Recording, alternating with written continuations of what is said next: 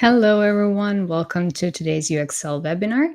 This is a part of our free webinar series where every single month we bring you industry experts to help you level up your UX and product skills. My name is Sofia, and I'm Uxcel's community manager, your host for today's session, where we will be talking about something that I think many teams struggle with, and that is getting research to really be heard on and acted upon. And we know as AI speeds up how products get built, research can really make a difference.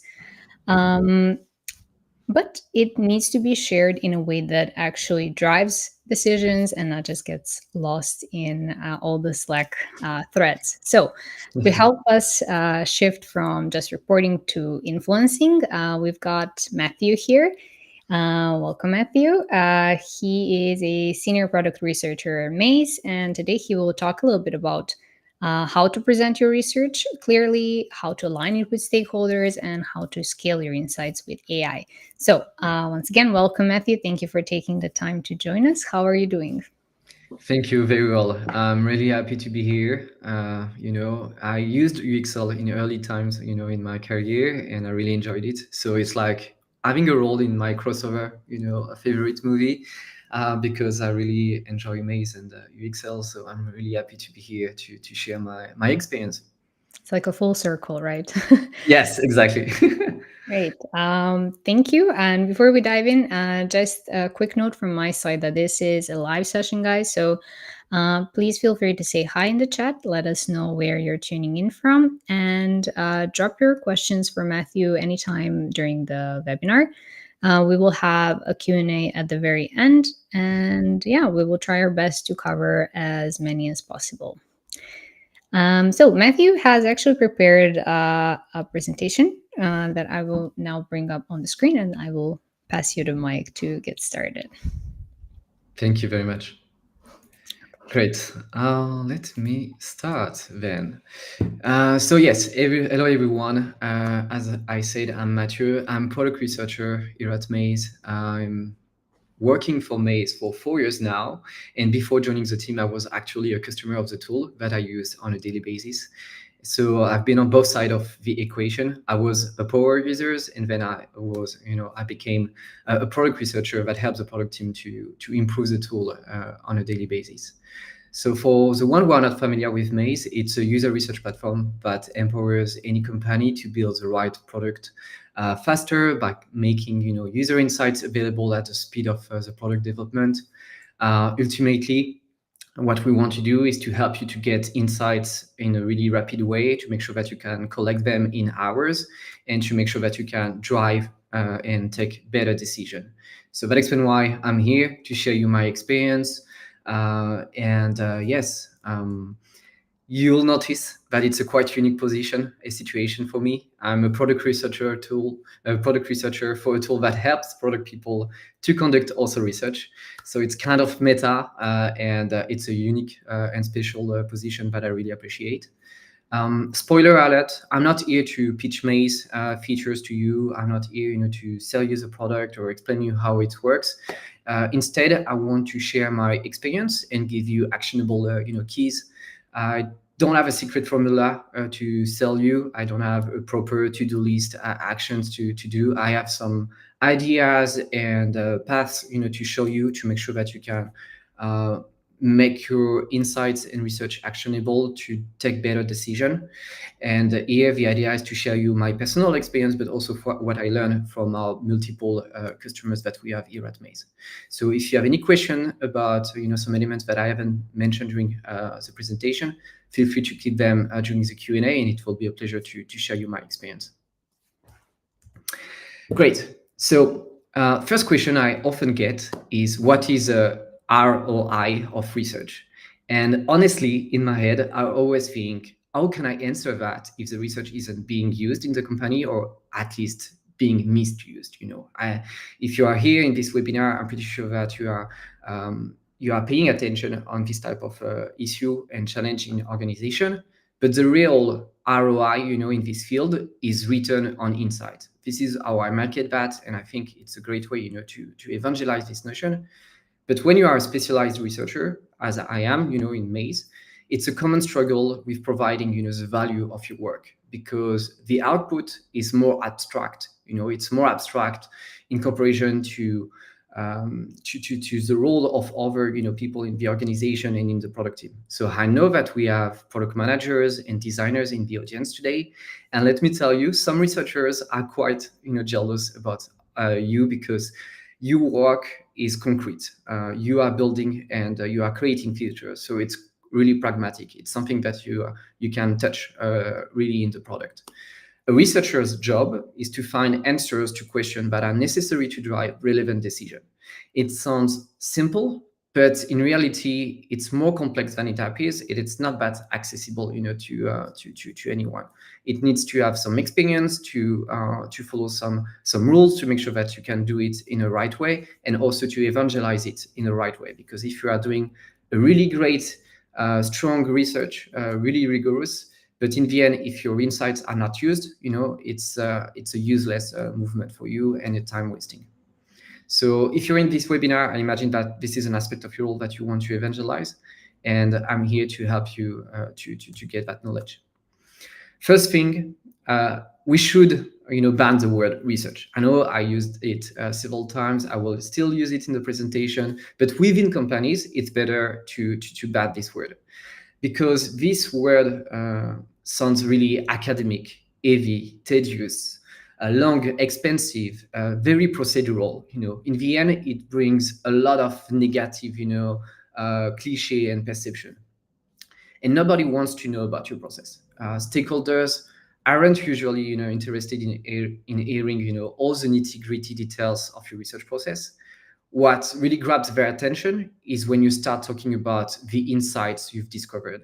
It's really the output that is really important, not the way that you have discovered them.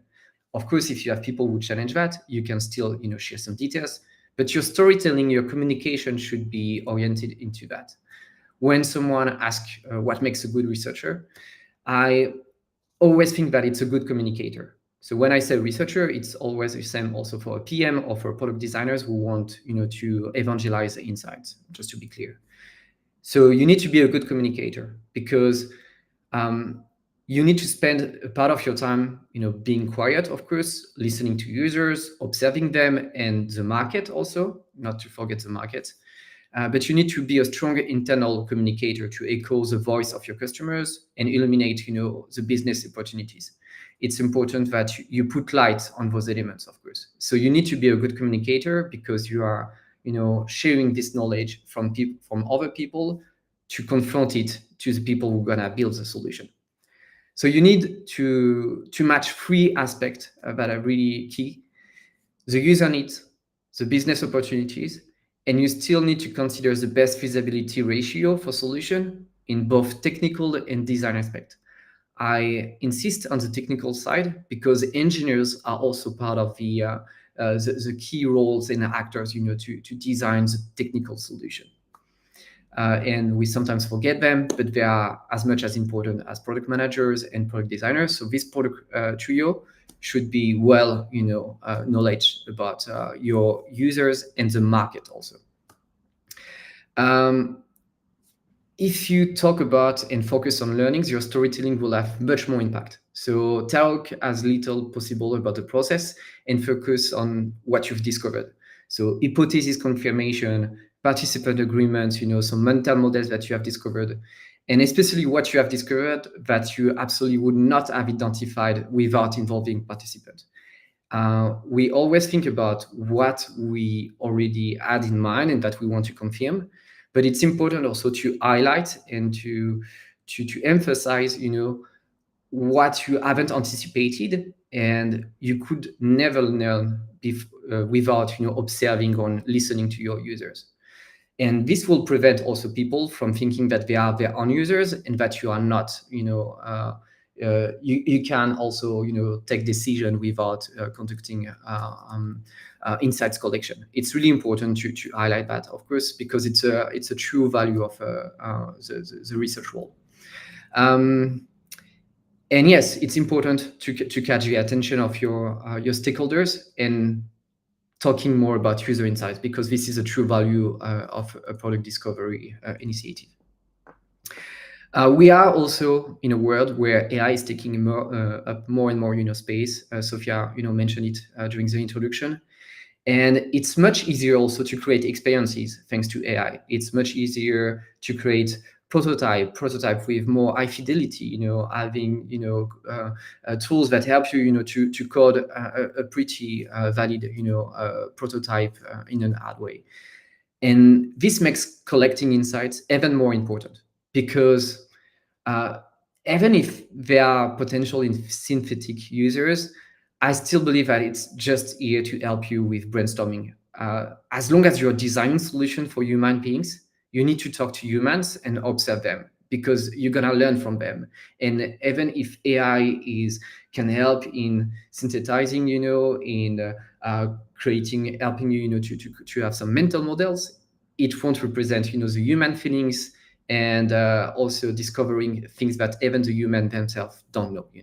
So it's easy to identify hypotheses, but discovering things that you haven't had thought, before, or even that your users hadn't realized about their own behavior, that's truly valuable, and you need to look for this type of insights.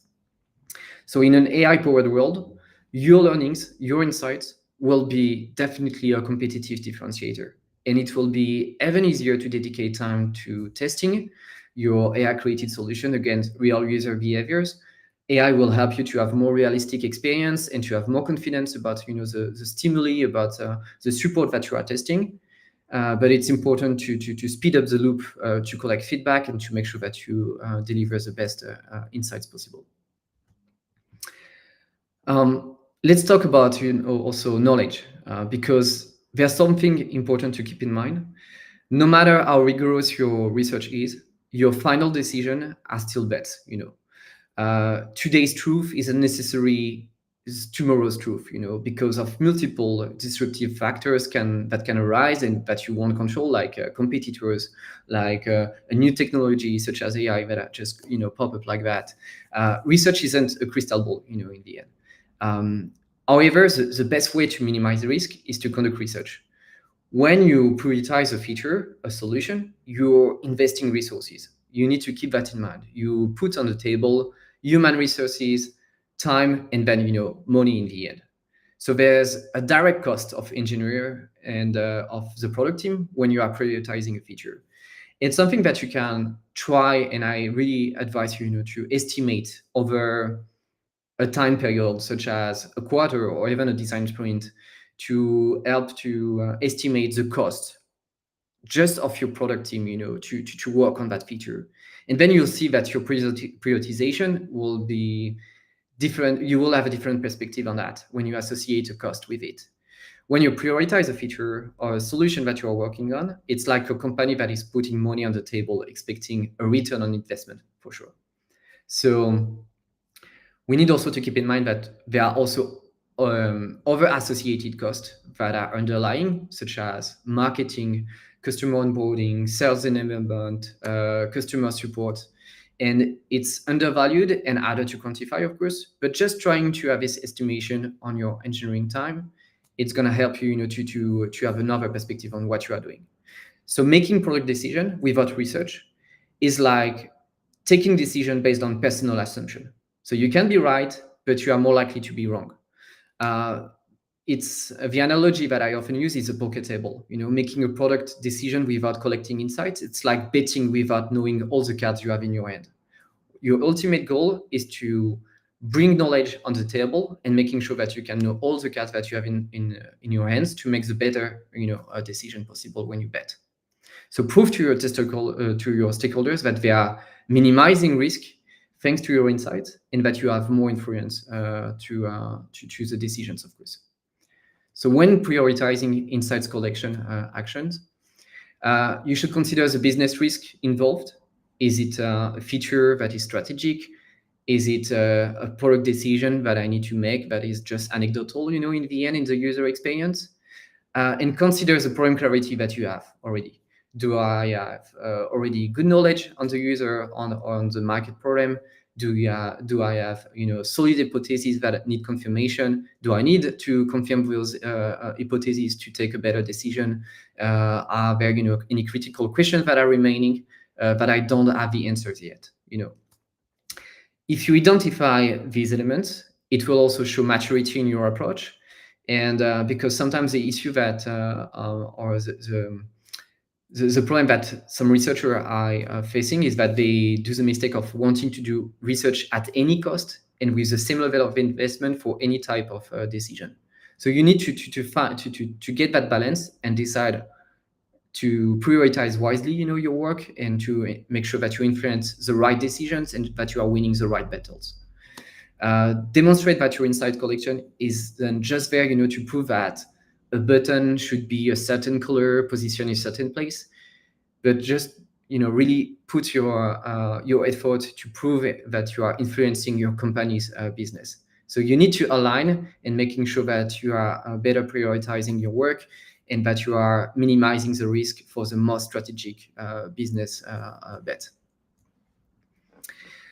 This might seem basic, but I really recommend evangelizing insights with others, of course. If you stay alone, if you feel isolated, like you're fighting against the entire world, in your org, that will just bring frustration to you. So without realizing it, you end up being that person who bothers others by trying to convince them to collect insights. So identify stakeholders who understand the research value, build cross-functional relationship before you need them. Don't stay in the product team. Go generate some research democratization, evangelization, also with customer-facing team. I always say that I'm the sole researcher in the Maze product research team, as a product team, but everyone is doing research here at Maze. So I'm quite lucky because I'm working for a company that build a solution for people such as me, and people are aware of my job and it's part of our DNA. But everyone is conducting research, even outside of the product team, on the marketing side, on the sales side, even the customer support. And it's really important to have this team sport to make sure that we have this a collective intelligence, because in the end, customer-facing people will have much more time that I can have, as touch point with customers, because I'm just one among others, in the company. So identify the stakeholders that can help you and evangelize it with other people. In my previous work, I wasn't in the main situation, and we started from scratch to have a user-centric, culture, and I had to find those allies to help me, of course. And I know that a big part of my job was to be an activist and to echo the voice of the customers and to identify also the right opportunities regarding the business, of course, and to see how does it match with the user needs, the movement of the different competitors, but also where we can play a role into that. So even small anecdotes can help to create a snowball effect. So start small to make sure that you are accumulating the success, and it will help you to advance in a dynamic and create a user-oriented collective intelligence. I mentioned it earlier also that part of researchers' job is to asking the right questions. It's important, of course, but you also need to apply that practice to your own company context. And when I talk with people who struggle to collect decisive insights, I realize that they don't have answers to these questions sometimes. And it's really important to make sure that you are going in the right way. So you should adapt your work and the insights evangelization to the context of your organization. And you need to answer those questions. Who participates in decision making? What decision do they make? Do they want to make? What type of evidence do decision makers need to make informed decision? How quickly and how frequently are decisions made? Because if you are doing the best research possible and you are collecting greatest insights in your career, but you are arriving when the product vision or the product roadmap is already decided, presented to the board meeting, to the investors, your insights and your knowledge will be too late, for the people. So you need to make sure that you know those elements and to adapt your work to make sure that you are doing it in the right timing, but also to the right people, making sure that you are driving influence. These are all operational questions, and you need to get this alignment to ensure that you don't have ineffective effort, of course. But for me, the two most important questions that remain are what keeps them up at night? What is their professional language? Decision makers, they also have their daily problems too. Trust me, leadership, they want to make better decisions. It's up to you to understand their challenges so they can be more successful and making sure that it's a team sport. If you can demonstrate the value of your work to the decision makers and that they can take, better knowledge decisions with while minimizing the risk that they are taking, you'll secure key allies with influence. For example, in my previous work, I had a CTO, and I told him about a pretty minor discovery that I recently collected during a lunch that he had. So I just seen an empty chair at his table. I just came, and I just wanted to share him this short story. So, long story short, while analyzing heat maps of our live product, I noticed that we had specific users that were clicking on chats, even if it wasn't interactive. So I was really surprised about that, and I wonder what they wanted to do. Do they want to filter it? Do they want to have a specific actions? Do they try it just for the first time? And when I dig deeper, I discovered that it was team managers that were copying and pasting all numbers that were displayed on the chart to copy and paste them, in Excel spreadsheet. So it's tedious. We had no customer feedback about that. We had no assumption around it. It's a small behavior, but it was really time consuming for the customers, and they haven't even mentioned that. So it's something that you can only discover by observing them. And I told that really anecdote, to the CTO, and he was really surprised. And they developed an Excel, export system, and it was a really optimal ratio of time invested and impact on the customer satisfaction. And he did it because I knew that he wanted to show this mentality, to the engineers teams, and to show that you can also deliver a strong impact to the customers with small things also that you can develop. And I did that because his professional language is user empathy. It's something that I could perceive, So it's like politic communication, but it's really important to drive this, a role of influence internally. And this anecdote stayed for a really long time. I know that he used it several times because it was a way also for him to highlight and to embody, the success of the engineers, to prove that they are user-centric. And I didn't care that if it's not my success in the end. The most important is that it was a success for the customers. So align with your stakeholders. It's important to understand what type of learnings they need. An easy question to ask is, what is their ideal slide that they want ultimately? What slide would they like to present to their leadership or to other leaders to make a decision? What do they like to find inside it? Do they want a specific quote? Do they want a specific chart showing a correlation? Do they want a shopping list of features, of solutions? Do they want some ideas about the risk of business loss? You need to understand that, and the best way is to be in your stakeholders' head and to ask it directly. I compare it with AI prompting. If your key stakeholder, your leadership is prompting AI to generate a slide, in the end they will know exactly what they are looking for, without even knowing the answer. So I don't say that you need to ask what type of results you want, especially what the insights. You need to understand at least the artifact that they have in mind and how they can take decision based on this actionable material.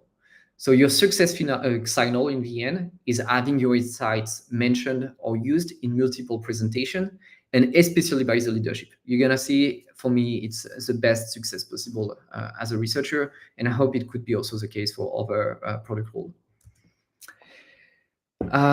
Remember also, yes, to diversify or adapt your insights based on your audience. Make sure it represents their professional language, as I said earlier.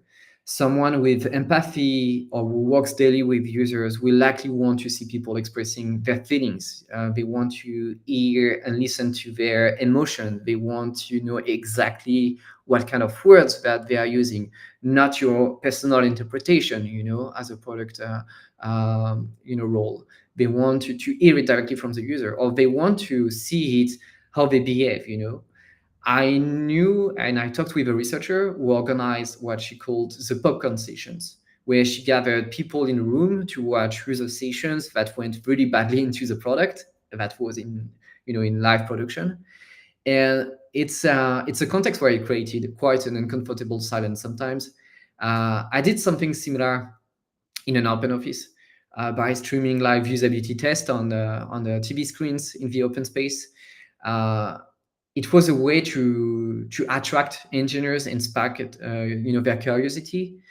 Because when I discussed with them, they told me, no, it's working. Technically, it's working. Maybe you have some users that are dumb that can do that, especially, and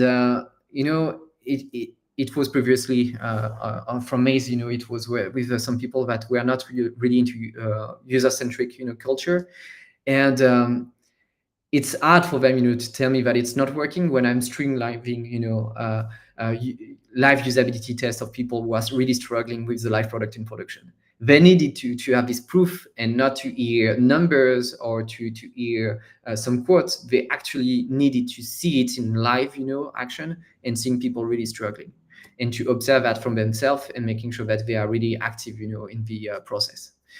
Um, Other people, might be more sensitive to numbers. You can have people who prefer to have charts, to make sure that it's a quantity, that there are some statistic element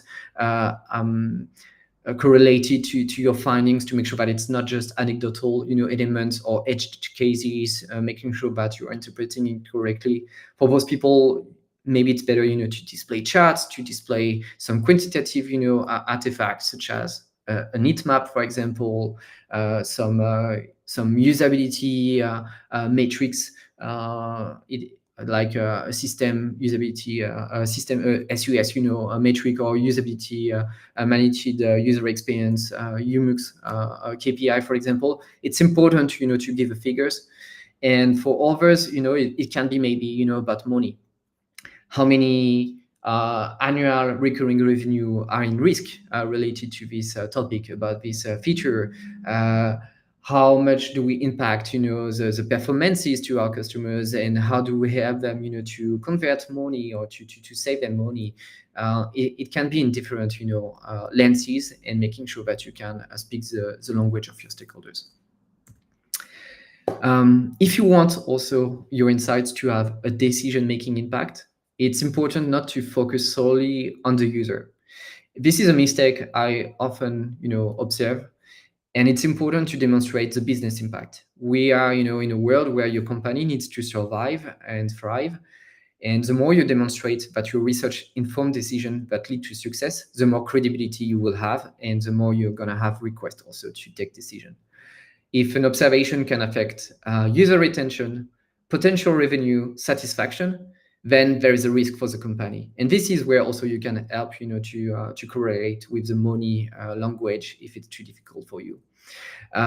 If you have prospects who have, report onboarding, confusion during the trial, it's a risk for the competition. If you have people from enterprise customers, from your highest paid plan tier, that are requesting table stake features that they absolutely find in competitors, then it's a churn risk that you can have. If you have security concern that raise during an interview with a customer, then it's a crisis prevention.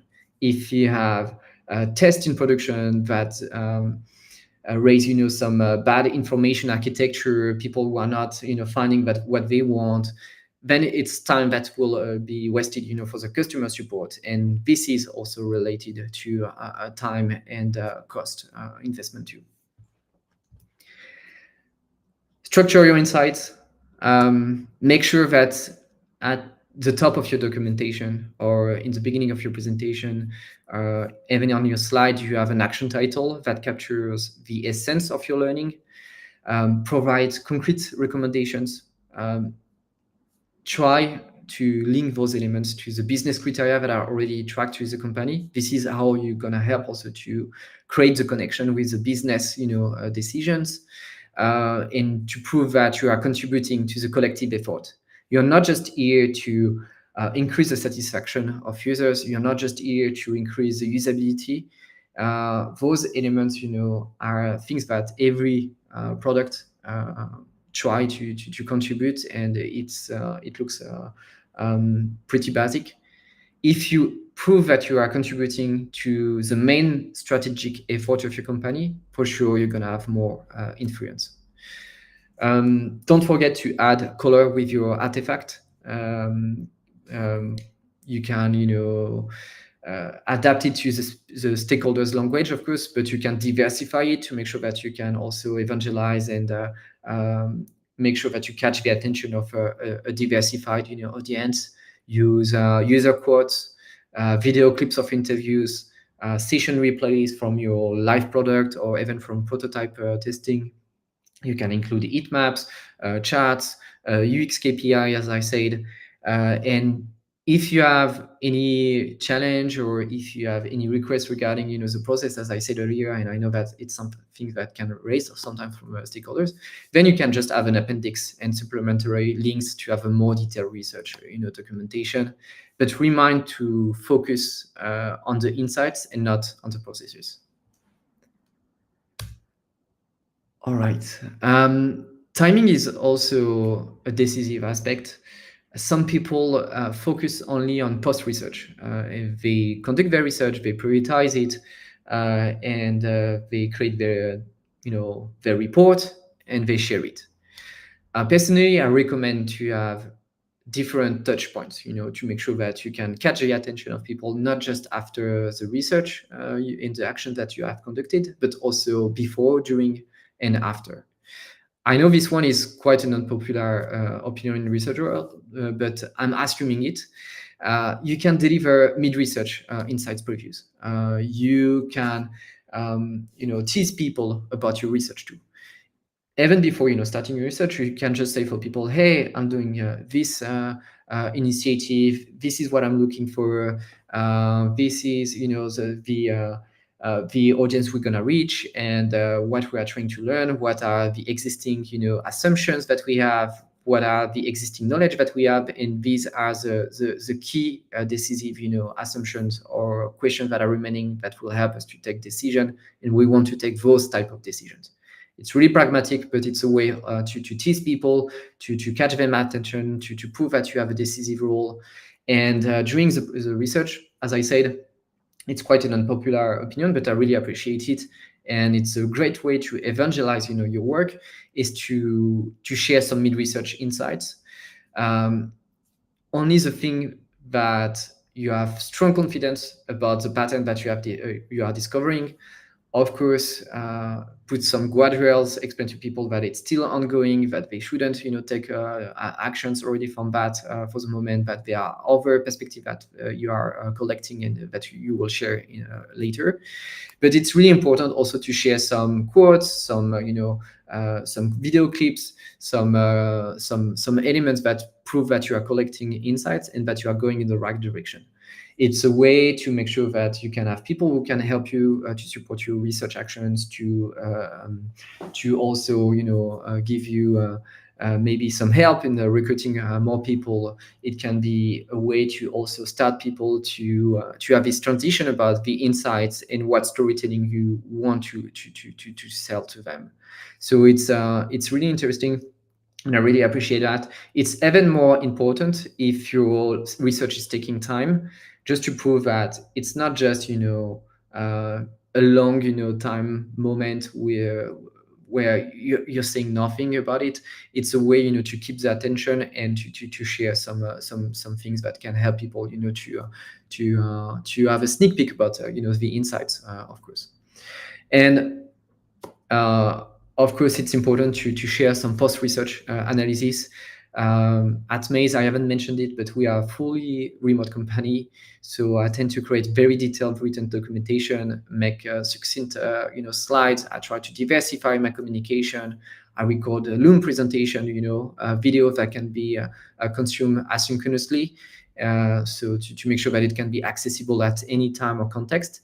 And it's a great way also because we can have people who join the company later who can access to previous research results too. All right. Diversify your format. I just mentioned that, but your content should adapt to your audience and their degree of involvement, in the project. Your leadership doesn't need all the details that creators will need. Make sure to always have a TLDR, that so too long didn't read, that captures the essentials, takeaways, in a very simple way. It needs to be easy to remember, so keep it simple and smart.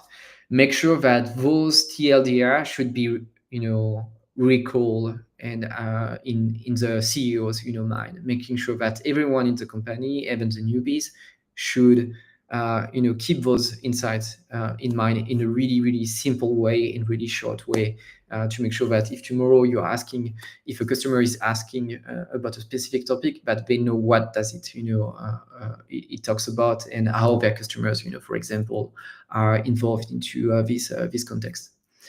AI can help you also here, even to make your explanations, simpler. Of course, to synthesize. I think everyone is doing it, but I think it's a great way, and I like to do that. I learned that from Caitlin's Sullivan course about AI customer research analysis. She explained that you could also use AI prompts, to diversify the lenses of your stakeholders, profiles.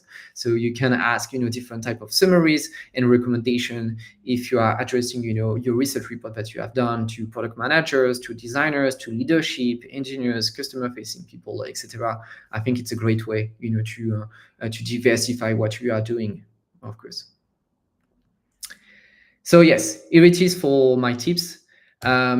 If I have to wrap up the presentation, and if you had to actionate, those elements that I shared with you, start with assessing, your all context. Ask you the 6 critical questions I mentioned about the leadership, the type of decision that they are doing, what keeps them up at night, and making sure that you can resolve the problem that they have. Making sure that you speak their language, of course. Find your allies. Identify other research champions that can help you, to evangelize insights collection. And yes, plan your communications. Don't rely on one sharing method. Try to diversify your format. Try to diversify the touch points that you have with stakeholders, and always link it to business decisions, of course, just to prove that maybe you're not the final decision maker, but the solution that you are doing. If you're a researcher, if you're a product manager or product designers, that's great for you. But it's going to be even better if you prove that you've done work that helped you, to take knowledge and better, decisions, of course. And measure business impact, link insights to KPI, to risk, to decision that you have made. Show and just don't tell, philosophy. Show, the users in live actions, and in a different way, of course. So adapt your insights to your audience. That's it for me in terms of knowledge that I wanted to share with you. So thank you for your attention, and I'm excited to dive into your questions during the Q&A, and I hope that you enjoyed those first slides. Yes, thank you. Thank you, Matthew. We already have quite a lot of questions, so we will get to all of them right now, but everyone else who still is writing down, feel free to do it. We have some time. But let us get straight into it. So,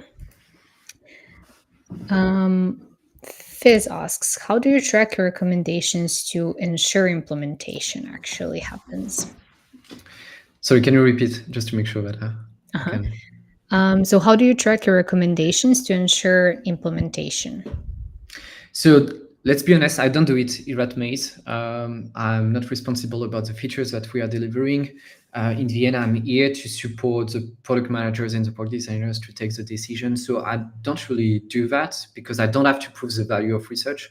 But I did that in my previous company. I helped to track the different decisions that we've made. So I had a kind of library of decisions that we've made. I've also try to consolidate the success that we had thanks to decisions that we could have made thanks to research and to prove and highlight elements that we haven't anticipated. I don't really put attention and effort on what we already knew and we wanted to validate, but more about what we have discovered that was impossible for us to anticipate. Okay, makes sense. And thank you, Fizz, for the question.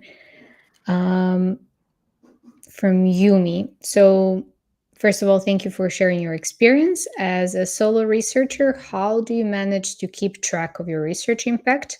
Do you use any tools, documentation, or processes to help with that? So, kind of relates to the previous question, but maybe we can give some tips from previous workplaces. So what I can say is we are using our own tool to keep the knowledge, but I also use Notion because this is the main tool that we are using for the knowledge management, internally speaking.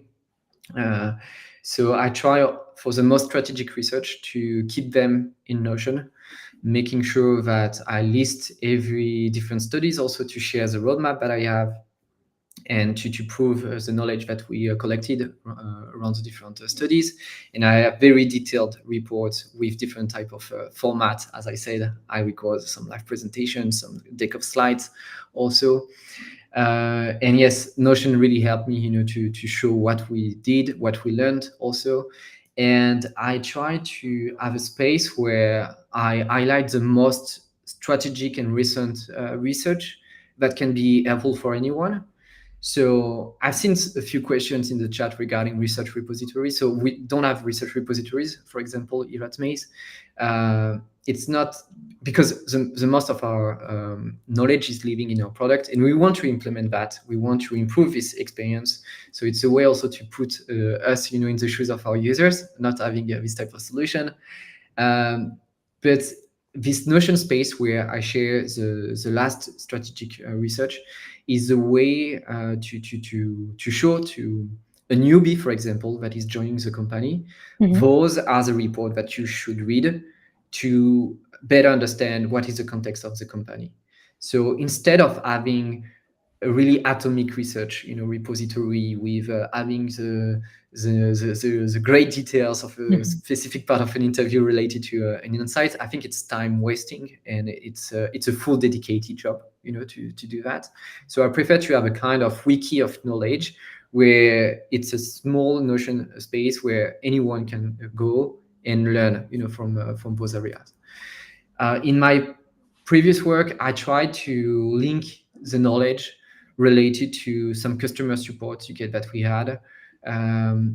At Maze also, it's a way to, what we appreciate to do regarding the product decision that we take is to associate that with the annual recurring revenue that we have in risk, who are the customers that are related to those elements or to those topics, and to make sure that we are monitoring it. Because as I said, I'm doing research proactively, to people, but there are also customer voice knowledge that is not coming from me and that is owned by the customer facing people, and we try to connect and to track all of that, to make sure that we are tracking every feature request. Of course, those are really solution oriented, but I try also to keep track of the user problem and making sure that I have some research actions that lead to things that people don't request initially, but that we prioritize in the end because we see that there is an impact in terms of reach or in terms of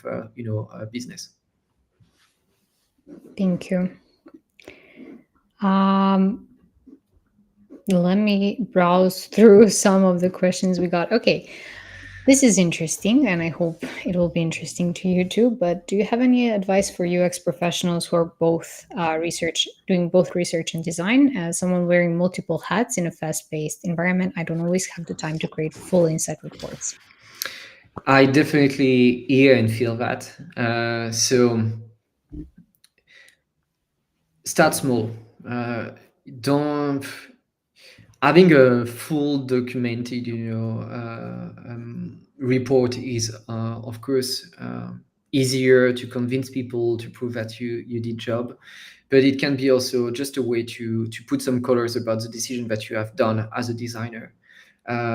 You don't the most important is to focus on the insight, as I said during the presentation. So I think it's a great way also to say, hey, I'm a designer, so I don't have the time, to document every, process that I did, to collect those insights. The most important is that you have what you have learned, and making sure that you haven't decided, to design this user experience based on your perception of a designer, but that you have also involved people and that you have observed them, So it's interesting to show how it was, before your design solution, how it went, when you designed the solution, what type of feedback you have collected, and you don't need, to talk to 100 people, to collect those elements.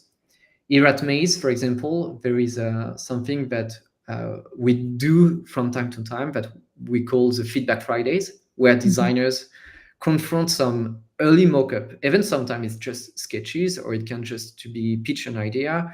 Of course, with design system and now with AI, it's going to be much easier to have more high fidelity, prototype with less investment, and just collecting feedback from people and understand how do they understand what they are seeing right now, what kind of words that they are using, uh, does it raise some questions? All of that is knowledge that you can easily gather, even with just talking with a few people, just a few minutes. And today's with AI, with unmoderated research tools, it's also really easy to collect insights. Of course, at Maze, we are using our own tool, to collect unmoderated but also moderated feedback, and it helps us. But in the report, our designers, for example, they really appreciate to share video clips of people reacting to what they designed, or to see some video clips or some heat maps, for example. It depends of what they want to evangelize regarding the decision that they made. So don't spend too much time in detailed report documentation if it's cannibalizing the time investment that you are doing on the design side. Just demonstrate that you have involved users and you can do it in a really simple way. Thank you, and thank you, Prajakta, for the question. Um, from Matt, we have. Can you talk more about how you get insights into what your stakeholders want to know?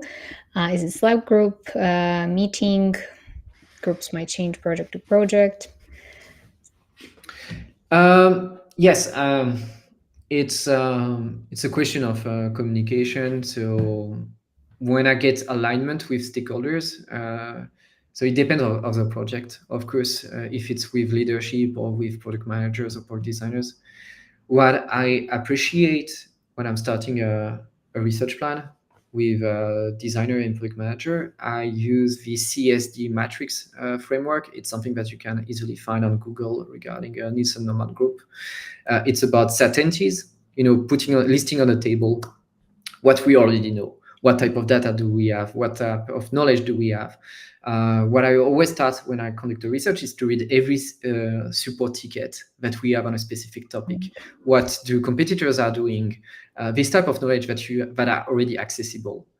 Then I like to list the supposition that we have. What are the hypotheses that we have in mind that we need to confirm or invalid, to take decisions. It's a way also to make sure that we are not asking questions that are not leading to a decision, because the time and the attention of your users that you will involve are really precious. And it's important that you are not asking vanity questions, that you are putting your effort into things that can help you, to take a decision in the end. And when you have the assumptions and your the knowledge that you already have, the certainties, you still need the questions where you need answers. And these are the dots. And you need to make sure that, do you really need that answer to these questions to take a decision and to take a better decision? This is where you identify the knowledge gap what you already know and what you are still missing. And you need to put your effort to about what you're missing and what you can't know without involving users or potential profile of users. This is where, with the stakeholders, I can get insights about what do you want to know, what will help you, to take decisions. And even before prioritizing research, I appreciate to know, of course, some operational things like the deadlines, the priority. But I always ask, what do you want to know, and what do you need to do thanks to those knowledge, and listing the assumptions of everyone around the table is a way also to make sure that we are not taking decision based on assumptions and leading the decision that we are doing, but making sure that if we have these assumptions, let's be 100% sure that it's not coming from us but coming from other people. So it's something that you can do asynchronously, but I appreciate to do that synchronously, of course. But it's something that you can just do by asking questions during, Slack channel. You can also. I appreciate to have some touch points, regular touch points um, with the product managers, of course, and the designers to make sure that we are collaborating in the right way. Thank you. And we're almost out of time, but there is one or two more questions that I would love if we can answer. So, Kabe says, thank you very much for the useful insight, Matthew. You mentioned you don't need to provide the process in the report. So I was wondering, do you have any tips to ensure the transparency of the research process in this case? I appreciate to have appendix documentation, link that, to people who really want to have the details. If people are curious or really want to challenge you, you have the answers, to those challenges. But to be honest, in the past, I really focused on the process, and I think it's just boring people in the end. And for people who really want to know that, they can access to that information by themselves. And when I stopped to share that information, people didn't care. To be honest, they really prefer to know what we learned in comparison to how did you got those knowledge. Yeah, for sure. I mean, if the person wants to know more, they will find a way to know more, even by directly asking you, right? Yes. Um, okay. And one question that is a bit tricky, but I really hope we can give some insights.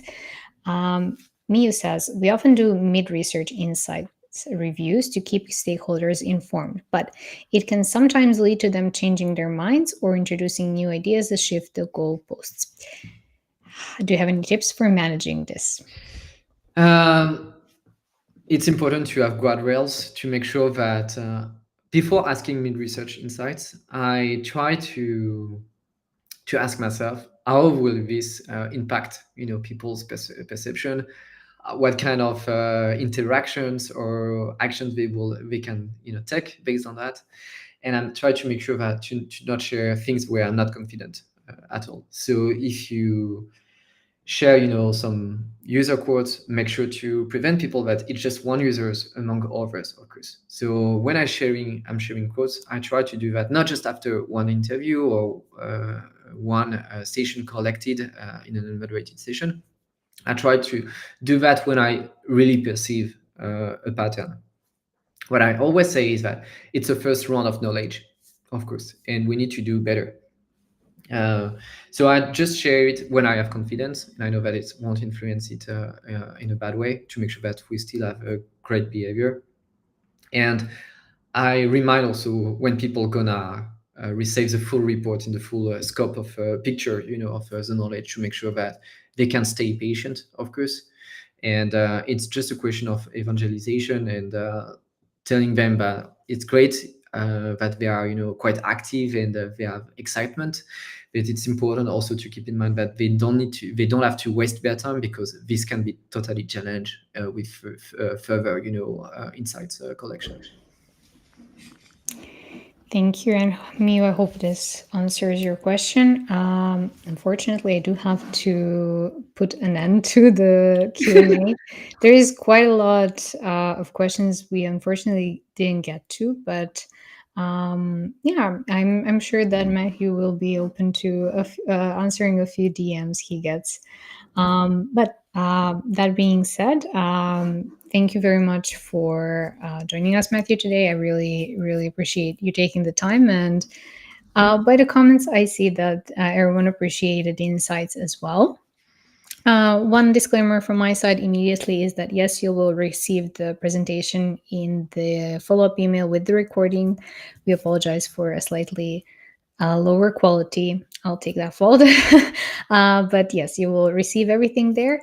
Thank you all for joining us and staying until the very end.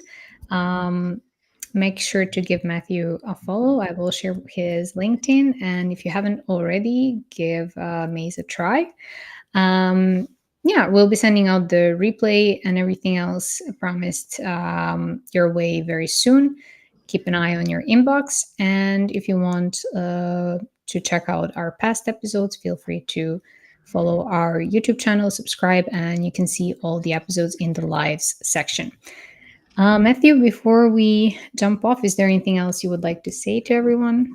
No, thank you very much for all your comments and the question that you have asked. It was a real pleasure to present and to share you my experience. So thank you very much for the opportunity. Thank you. And yeah, everyone, until next time, stay curious, keep learning, and we will see you